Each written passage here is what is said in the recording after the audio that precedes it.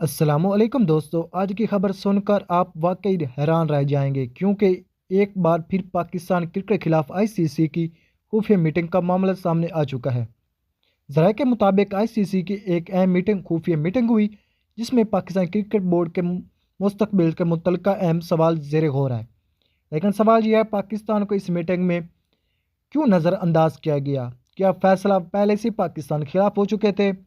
ICC ने पाकिस्तान के सामने कैसे घुटने टेके, यह भी मामला ज़ेर गौर है। सबसे चौंका देने वाली खबर यह है कि आईसीसी ने पाकिस्तान क्रिकेट बोर्ड के सामने घुटने टेक दिए। लीक होने वाली खबरों के मुताबिक कुछ बाअसर क्रिकेट बोर्ड पाकिस्तान के खिलाफ मुत्तहिद नजर आए। अंपायरिंग, शेड्यूल और इवेंट्स के फैसले में गैर जानिबदार का इल्ज़ाम। पाकिस्तान को बार बार निशाना क्यों? यह पहला मौका नहीं कि इससे पहले भी एशिया कप हो, वर्ल्ड कप हो, न्यूट्रल वेन्यू हो, जैसे मामलात में पाकिस्तान को मुश्किलात का सामना रहा है। सवाल यह है, क्या वाकई आईसीसी गैर जानेदार है? सब कुछ मुख्तसर टीमों के लिए फ़ायदे के लिए हो रहा है।